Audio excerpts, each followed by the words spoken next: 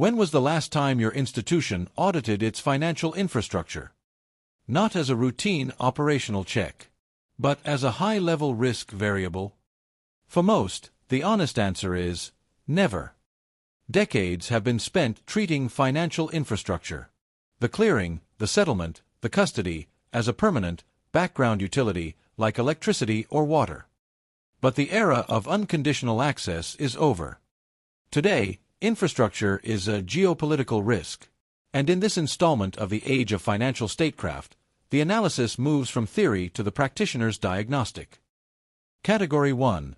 Clearing and settlement. Ask your risk committee these 3 questions. Where does your dollar-denominated volume actually clear? If your institution operates outside the U.S., it almost certainly routes through chips. Is that path precisely mapped? What percentage of your business depends on a single correspondent banking relationship? Concentration is a hidden risk that rarely shows up in credit analysis, but it is an existential vulnerability. And finally, are there tested operational alternatives in place?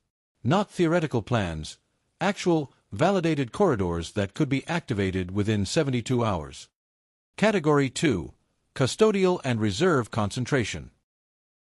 The 2022 precedents proved that assets held in settlement infrastructure can be made inaccessible in an instant, no court order required. If your institution holds reserves or investments, 3 questions must be answered. Under what legal framework are those assets held?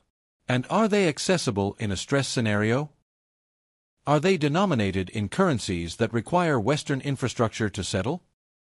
And, crucially, where is the gold? Since 2022, central banks have been moving toward gold precisely because it is the only asset class that carries no custodial counterparty risk. Category 3 is the most complex. Counterparty jurisdictional exposure. Standard credit analysis measures if a counterparty can pay. It ignores whether they are allowed to pay. Does your partner carry high jurisdictional beta? If their access to dollar clearing is cut, your contract is effectively void. Is your portfolio exposed to sanctions-adjacent sectors, energy, tech, or dual-use goods? The enforcement perimeter is wider than the law, and it moves fast. Can your institution survive an access event for its primary correspondent within 72 hours? The financial system is entering an era of access durability. High durability means clearing has been diversified, alternatives have been tested, and counterparties have been stress-tested. Low durability means the institution has optimized entirely for efficiency, the rational choice for the last 30 years, but a dangerous gamble for the next 30. This diagnostic isn't a prediction of a crash. It's an analytical framework to measure exposure before the question becomes urgent. The Age of Financial Statecraft provides the full mapping tools to identify these gaps. The system's fragilities don't have to be guessed at. They just have to be examined.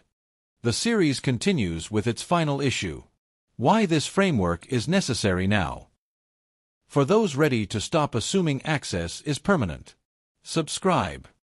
The next installment is coming.